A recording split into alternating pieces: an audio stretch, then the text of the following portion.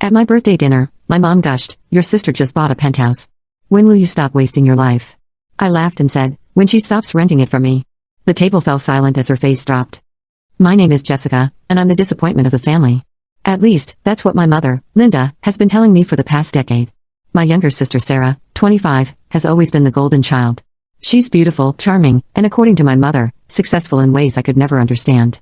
Growing up, Sarah got the bigger bedroom, the nicer clothes, and definitely more attention. When we were kids, I didn't mind much because I was a quiet, bookish type who preferred reading to socializing anyway. But as we got older, the favoritism became more pronounced and more painful. Sarah went to a prestigious university on our parents' dime while I worked 3 jobs to put myself through community college and then a state school. When Sarah graduated with a marketing degree, my parents threw her a huge party and bought her a brand new BMW. When I graduated summa cum laude with my finance degree, I got a card and a $50 gift certificate to Target. The thing is, I never let it show how much it hurt. I just kept my head down, worked hard, and built my life quietly. Very quietly, as it turned out.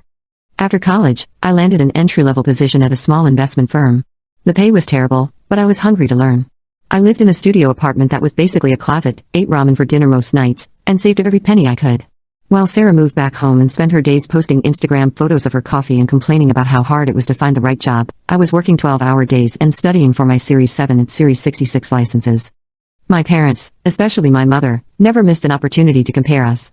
"Sarah has such a good eye for style," she'd say, looking at my bargain store clothes with obvious distaste.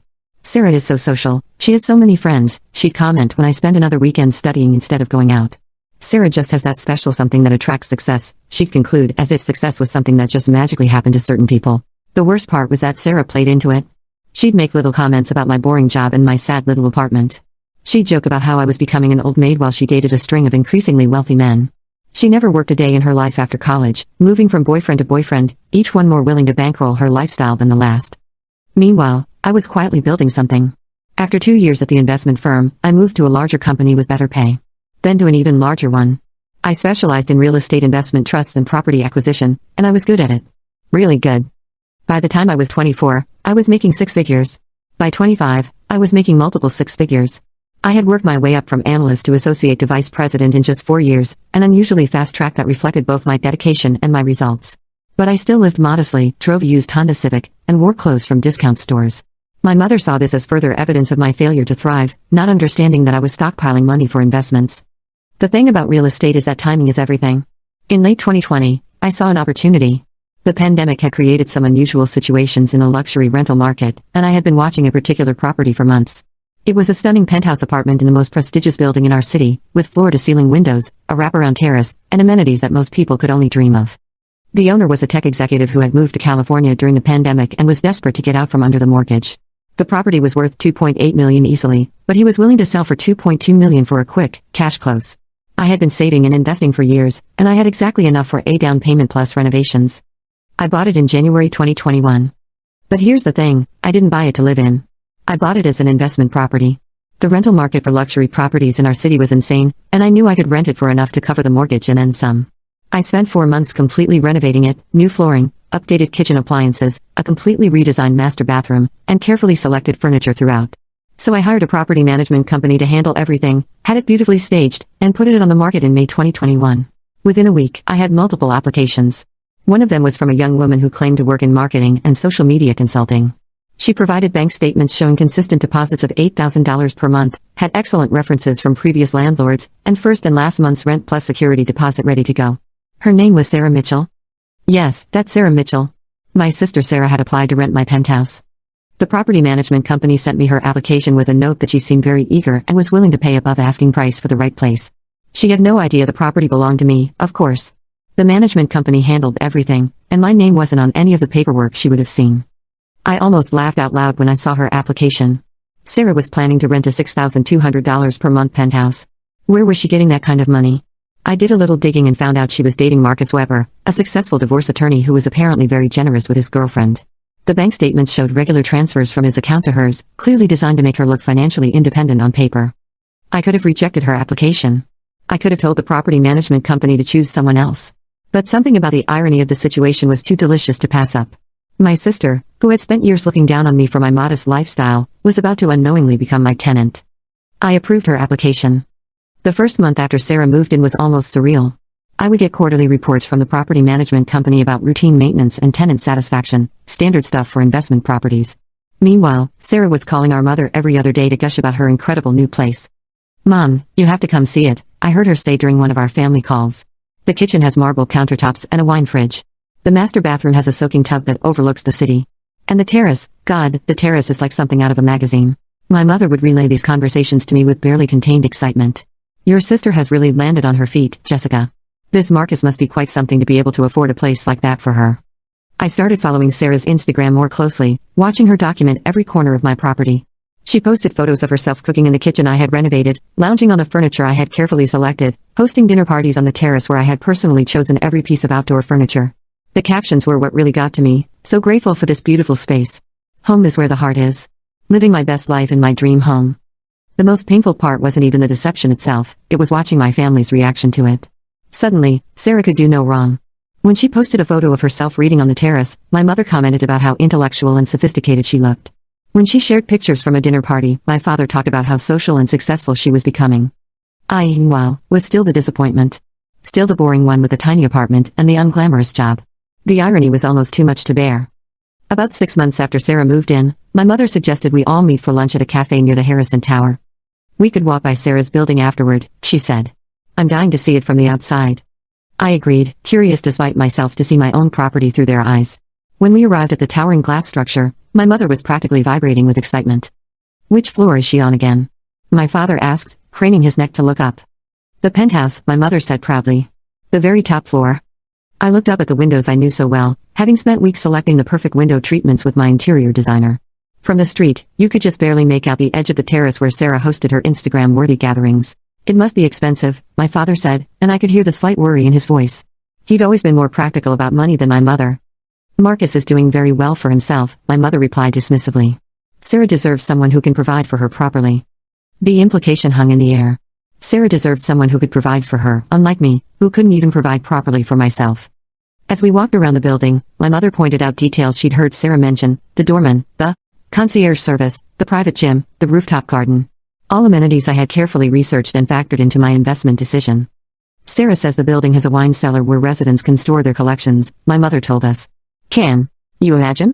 Your sister might start collecting wine." I almost laughed. Sarah's idea of wine sophistication was choosing between red and white at the grocery store. But I just nodded and made appropriate sounds of admiration. The lunch became a monthly tradition. Every 4 weeks, we'd meet near Sarah's building, walk by it, and listen to my mother share updates about Sarah's glamorous life in the penthouse. I learned about dinner parties I was helping to subsidize, about weekend guests who were sleeping on sheets I had selected, about romantic evenings on a terrace I had designed. The property management company sent me monthly reports with photos of the apartment's condition, and I could see evidence of Sarah's life scattered throughout my carefully curated space. Her clothes draped over the chair I had picked out, her books stacked on the coffee table I had agonized over, her plants thriving in the light from the windows I had insisted on keeping unobstructed. It was like watching someone else live a life I had created for them, which, I suppose, is exactly what was happening. The breaking point came during my 27th birthday dinner, exactly 1 year before the revelation that would change everything. We were at a nice restaurant, not as fancy as Chez Laurent but upscale enough to feel special. Sarah arrived late, as usual, full of apologies and stories about her busy, fabulous life. "I'm so sorry I'm late," she said, kissing everyone's cheeks and settling into her chair. "I was on a call with my yoga instructor about setting up classes on the terrace. Can you believe I can have private yoga sessions with a view of the entire city?" My mother beamed. "Sarah, you're living such an interesting life. Tell Jessica about the art gallery opening you went to last week." For the next hour, I sat through detailed descriptions of events happening in my building, parties in my apartment, and experiences made possible by my investment. Sarah talked about the neighbors she'd been meeting, the building's social events, the improvements she was hoping to make to her space. "I'm thinking about redoing the guest bathroom," she said at one point. "Maybe something with more color, you know? Make it really pop." I nearly choked on my wine. The guest bathroom had been one of my biggest renovation investments, with custom tile work and imported fixtures. The idea of Sarah redoing it made my stomach clench. "That sounds expensive," my father said cautiously. "Marcus doesn't mind," Sarah replied with a wave of her hand. "He says I should make the space truly mine." After dinner, as we walked to our cars, my mother pulled me aside. "Jessica, honey, I need to talk to you about something." I braced myself. These conversations never went well. "I'm worried about you," she continued. "Watching your sister tonight, seeing how she's thriving, it just makes me realize how stuck you seem to be." "Stuck?" "You're almost 28, living in the same tiny apartment you moved into after college. You never go anywhere interesting, you never meet anyone new. Sarah is building a life, creating experiences, growing as a person. What are you doing? I stared at her, feeling that familiar ache in my chest. I'm working, Mom. I'm building my career. But what kind of life is that? All work and no play? When I was your age, I was already married to your father, planning our future together. You're just existing. I wanted to scream. I wanted to tell her about my investment portfolio, my growing net worth, my carefully planned financial future. I wanted to explain that I was building something substantial while Sarah was building nothing but Instagram posts and debt. But I couldn't, because doing so would reveal the elaborate web I had woven around my own success. I'm happy, Mom, I said instead. Are you, though? Really? That question haunted me for months. Was I happy? I was successful, financially secure, and professionally accomplished. But I was also lonely, frustrated, and tired of living a lie. I was proud of what I had built, but I couldn't share that pride with anyone. I was watching my sister get credit for living in the space I had created while I got pity for the modest life I had chosen. The cognitive dissonance was becoming unbearable. Things got worse when Sarah and Marcus broke up. I found out about it the same way I found out about everything else in Sarah's life, through my mother's weekly phone calls. Sarah is going through a difficult time, my mother told me. Marcus turned out to be not as committed as she thought. She's heartbroken, but she's being so strong about it. What my mother didn't know was that I was getting increasingly urgent calls from my property management company about late rent payments. Sarah had clearly been depending on Marcus for more than just companionship. The tenant in 4501 is 2 months behind, my property manager, Janet, told me during one of our calls. She keeps promising the payment is coming, but we haven't seen anything. She's been avoiding our calls lately. I felt genuinely conflicted. Part of me wanted to help Sarah out of a tight spot, she was my sister, after all, and everyone goes through rough patches. But part of me was furious that she was treating my property so carelessly while continuing to post about her amazing home online. The situation came to a head when Sarah started dating someone new, a guy named Derek who she claimed was even more successful than Marcus. Suddenly, her social media was full of posts about her incredible boyfriend and their perfect life together in her gorgeous penthouse. But the rent still wasn't getting paid. She's now 3 months behind, Janet informed me. We need to start eviction proceedings if she doesn't pay by the end of the week. I stalled, asking for more time, hoping Sarah would figure things out. But as the weeks passed and her Instagram posts became more and more elaborate, professional photo shoots in my living room, dinner parties for Derek's colleagues, weekend getaways that she apparently couldn't afford while still owing me thousands in rent, my patience wore thin. The final straw came when Sarah posted a photo of herself and Derek toasting with champagne on the terrace, with a caption that read, "So grateful to have found my person in this perfect place. Here's to our future together in our dream home." Our dream home. She was now claiming joint ownership of my property with a boyfriend she'd been dating for 3 months. That night, I called Janet back. Let's send her a formal notice, I said. 30 days to pay in full or vacate. But before that notice could be served, my mother called with a birthday dinner invitation. For 3 years, Sarah lived in my penthouse. For 3 years, she posted Instagram photos of her gorgeous apartment, hosted parties on her terrace, and told everyone who would listen about her fabulous lifestyle. My mother was over the moon. Sarah is doing so well, she'd gush whenever we talked. You should see her apartment, Jessica. It's in the Harrison Tower, you know, that gorgeous building downtown. The penthouse. Can you imagine? She's really made something of herself. I would just smile and nod. That's great, Mom. I'm happy for her. Meanwhile, Sarah's rent checks came in like clockwork every month. Well, Marcus's rent checks, technically, since he was the one actually paying. But Sarah had no idea she was helping to build my real estate portfolio. The whole situation might have continued indefinitely if not for 2 things. First, Sarah and Marcus broke up about 6 months ago. Apparently, he found out she was also seeing someone else and cut her off financially. Second, and more importantly, Sarah's new boyfriend was not quite as wealthy as she had led everyone to believe. The rent situation became a monthly source of stress. Janet would call me with updates about Sarah's excuses. The check was in the mail, there had been a banking error, Derek was traveling and would transfer the money when he returned. For the first 2 years, the payments would eventually come, usually right on time since Marcus was handling everything. But after their breakup, it became chaos, payments coming weeks late, always with a different explanation. During this period, Sarah's online presence became even more elaborate. She started what she called lifestyle content, posting daily stories about her morning routine in the penthouse, her skincare regimen in the marble bathroom, her evening yoga sessions on the terrace. She gained thousands of followers who were fascinated by her luxurious lifestyle and constantly asked for home tours and decorating tips.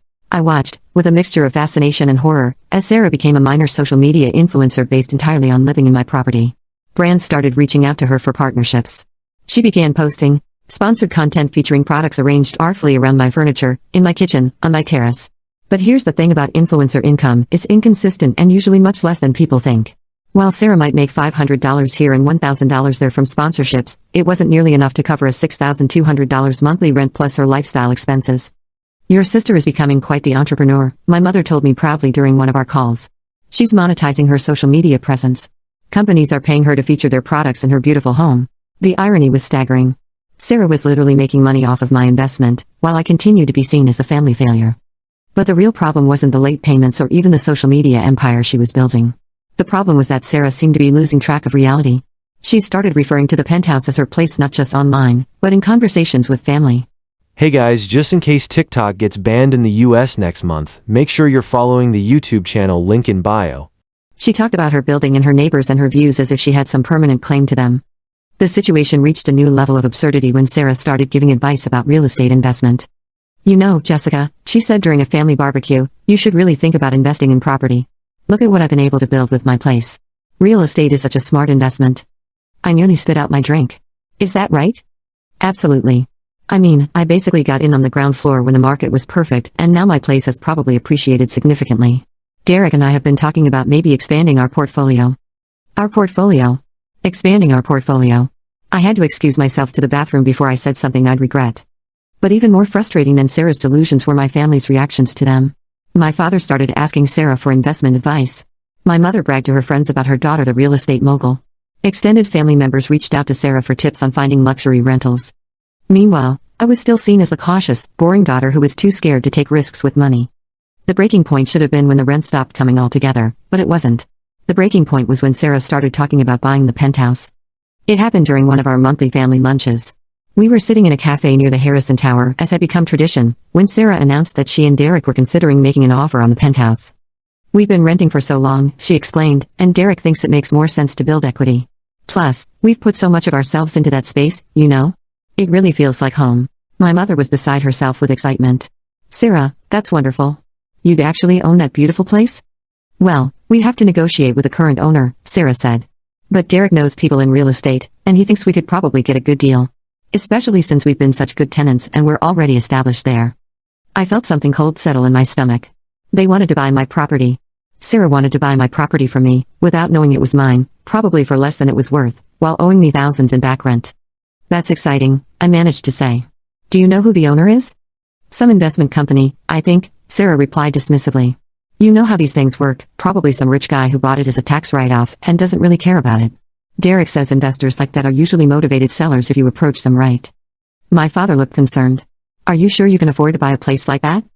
"Derek's got it handled," Sarah said with a wave. "Plus, my social media stuff is really taking off. I might even be able to get sponsorship deals to help with the down payment.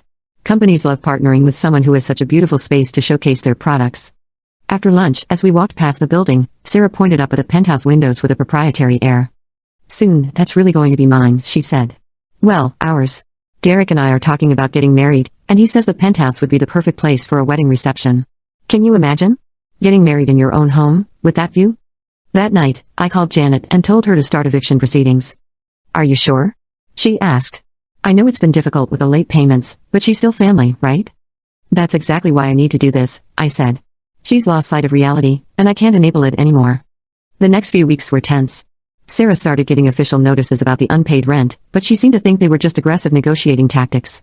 "The management company is trying to pressure us," she told my mother during one of their calls, which my mother then relayed to me.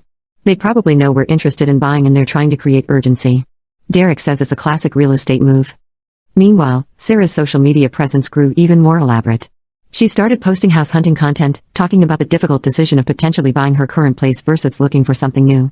She asked her followers for advice about real estate investments and home ownership, positioning herself as someone navigating the luxury property market.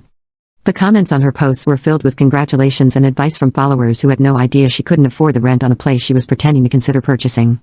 "You're so lucky to have options like this," one commenter wrote. "Goals. I hope I can afford a place like that someday," wrote another. "You've built such a beautiful life for yourself," commented a third. Each comment felt like a knife twist.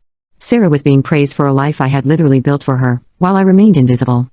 The final straw came when Derek started making appearances in Sarah's content. He would pose with her in my living room, cook with her in my kitchen, host his friends on my terrace. In one particularly galling post, he was shown planning renovations for the penthouse, measuring walls and discussing changes they wanted to make to their space. Derek has such great ideas for updating the place. Sarah captioned a video of him sketching redesigned plans for my guest bathroom. We're thinking of really making it our own once we buy it. That video has over 10,000 views. 10,000 people watching my sister's boyfriend plan renovations to my property while I remain completely anonymous in my own success story. Now, I want to be clear about something. I'm not a monster. If Sarah had come to me, if she had been honest about her situation, I would have helped her. We might not have been close, but she's still my sister. But instead of reaching out, she doubled down on the pretense. She started posting even more aggressively on social media about her amazing penthouse and her incredible lifestyle. She threw a housewarming party for her new boyfriend's friends, posting photos with captions like "so grateful for this beautiful space and living my best life in my dream home." My mother, naturally, used every opportunity to throw this in my face. "Sarah's having another dinner party this weekend," she'd tell me during our weekly phone calls. "In that gorgeous penthouse of hers. You really should try to be more social like your sister. Maybe if you put yourself out there more, you'd find someone willing to treat you the way Sarah's boyfriends treat her." It stung every single time. Here I was, successful in my own right, financially independent, and actually owning the property my mother was using to shame me, and I couldn't say a word because I had created this elaborate situation. But I was getting tired of it. And when my mother called to invite me to my own birthday dinner and spent 10 minutes talking about how Sarah had bought the penthouse and was really settling down into property ownership, I realized it was time for the truth to come out. "Mom," I said carefully, "Sarah bought the penthouse?" "Well, not bought exactly," my mother backtracked. "But you know, she's been living there for so long, it's practically hers. And her new boyfriend is talking about maybe buying it for her as an engagement present. Can you imagine? Your sister might be engaged soon, Jessica. To a man who wants to buy her a penthouse." I felt something snap inside me. "That's really something," I said. "I can't wait to hear more about it at dinner." Which brings us to last Saturday night, my 28th birthday dinner at Chez Laurent, the fanciest restaurant in town. My parents had insisted on taking both Sarah and me out for a family celebration, though it was clear from the start that Sarah was the real star of the evening. She arrived 20 minutes late, dressed in an outfit that probably cost more than most people's car payments, and immediately launched into a detailed account of her incredible week at the penthouse. "You guys, you have no idea how amazing it is to wake up in that space every morning," she gushed, not even acknowledging that it was supposed to be my birthday dinner. "The sunrise through those floor-to-ceiling windows is just breathtaking. And the terrace. I had yoga class out there this morning."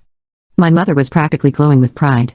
"Sarah has such good taste," she said to me, as if I needed the comparison made explicit. "She's really created something special in that space." My father, who typically stayed out of these dynamics, even chimed in. "It's a beautiful building," he agreed. "Very impressive, Sarah." I sat there cutting my salmon and trying to figure out how to handle the situation.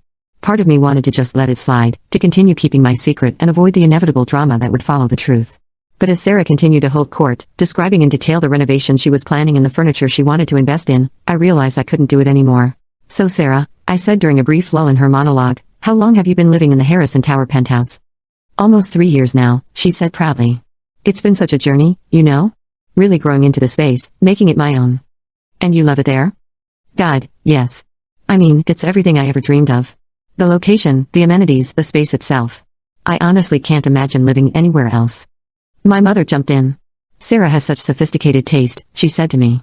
"I know you're happy with your little apartment, Jessica, but you should really see what Sarah has accomplished. It might inspire you to aim higher." That was it. That was the moment I decided I was done. "Actually, Mom," I said, setting down my fork and looking directly at Sarah, "I have seen the penthouse. It's beautiful."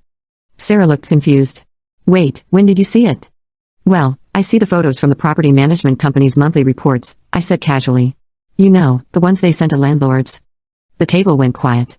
Sarah's face started to change, confusion shifting to something that looked like dawning horror. "Jessica," my mother said slowly, "what are you talking about?" I turned to look at my mother, and then back at Sarah. "I'm talking about the fact that Sarah doesn't own the penthouse, Mom. She rents it. From me. You know that moment in movies where someone drops a bombshell and everything goes into slow motion? That's exactly what happened." Sarah's wine glass stopped halfway to her lips. My father's fork hung suspended over his plate. My mother's mouth fell open. "That's not possible," Sarah said, but her voice was barely a whisper. "I bought the Harrison Tower penthouse in January 2021, I continued, my voice steady. Paid $2.2 million cash. Well, mostly cash. I got a great deal because the previous owner needed to sell quickly." "Jessica," my mother said, and I could hear the warning in her tone. "This isn't funny." "You're right, it's not funny. What's not funny is that Sarah hasn't paid rent in 3 months and I've been getting calls from my property management company about starting eviction proceedings."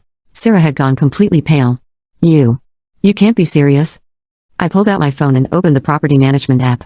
Sarah Mitchell, Unit 4501 Harrison Tower. Lease started June 1, 2021. Current balance owed, $24,800 plus late fees. I showed her the screen. Would you like to see the original lease agreement with your signature on it? My mother was staring at me like I had grown a second head. Jessica, how is this possible? You work at some little investment company. You live in that tiny apartment. You drive a 15-year-old car. I work at Blackstone Capital Management, I corrected. I'm a senior vice president specializing in real estate acquisitions. I live in a modest apartment because I prefer to invest my money rather than spend it on impressing people. And I drive a reliable car because I don't need to prove my worth with material possessions. The silence stretched on. Other diners were starting to look over at our table, probably wondering why we all looked like we'd seen a ghost. But, my father said slowly, if you own Sarah's building. Then I've been listening to Mom lecture me about my failures while Sarah has been living in my property and posting about her success on social media. Yes. Sarah finally found her voice. Why didn't you tell me? When would I have told you, Sarah? When you were bragging about your penthouse at Christmas dinner? When you were posting Instagram stories about your dream home? When you were telling everyone how much more successful you were than your boring older sister? I never said that. You didn't have to say it directly.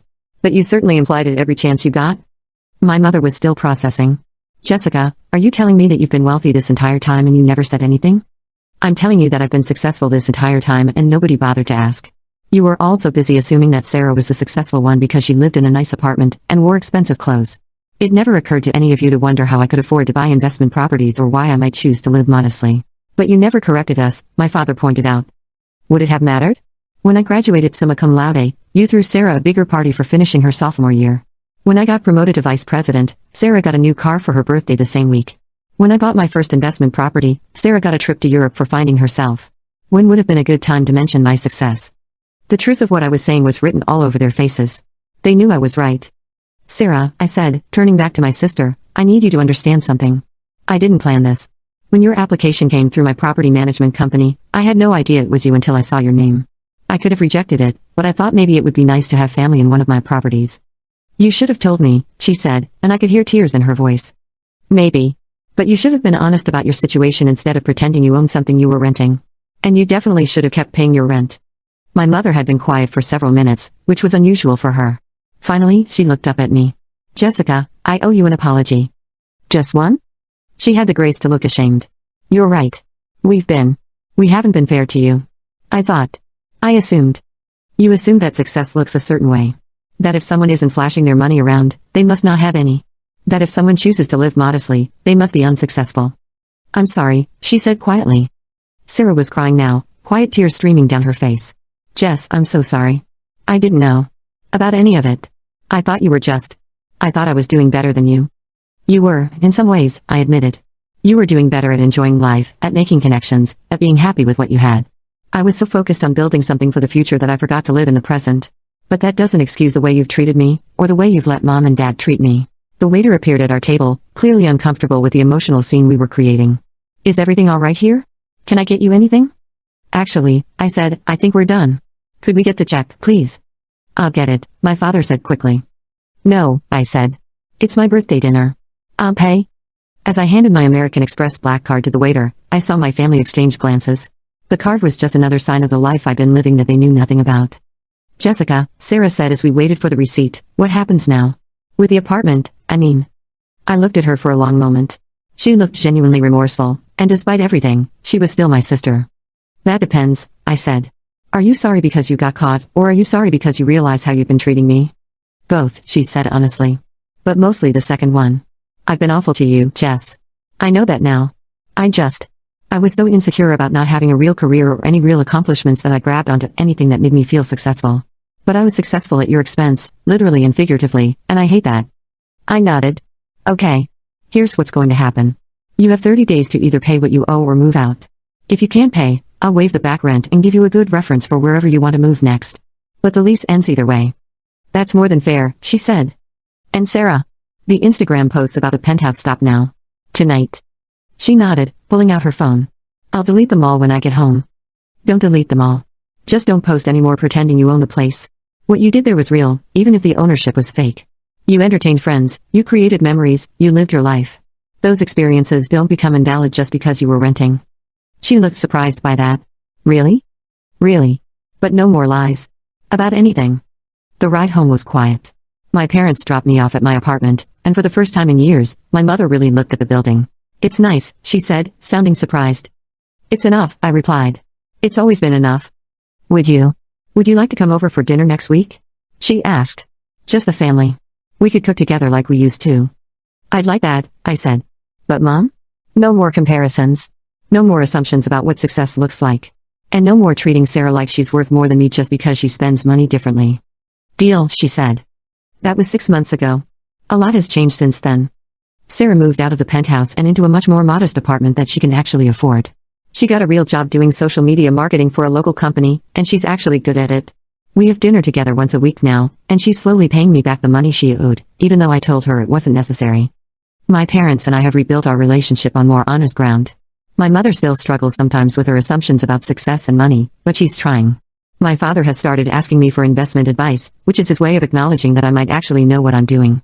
I sold the penthouse 3 months ago for $3.1 million, making a solid profit on my investment after holding costs and renovations. I'm using the money to buy a small apartment building in an up-and-coming neighborhood. I'm also looking at buying myself a real home for the first time, something bigger than my studio but still modest by most standards. And Sarah? She's dating someone new, a teacher named Mike who doesn't care that she doesn't live in a penthouse. She seems happier than I've seen her in years. As for me, I'm learning to find the balance between building for the future and enjoying the present. I bought myself a new car, still a Honda, but a newer model, and I've started taking vacations. Small ones, but still. The best part, though, is that I don't have to keep secrets anymore. When people ask what I do for work, I tell them. When my accomplishments are worth celebrating, I celebrate them. And when my family talks about success, they include me in the conversation. It turns out that the most satisfying revenge isn't making people pay for how they've treated you. It's making them see you clearly for the first time and realize what they've been missing all along. But I'll be honest, the look on everyone's faces when I drop that bombshell at dinner will probably remain one of my favorite memories forever. Sometimes the truth really is the best revenge of all.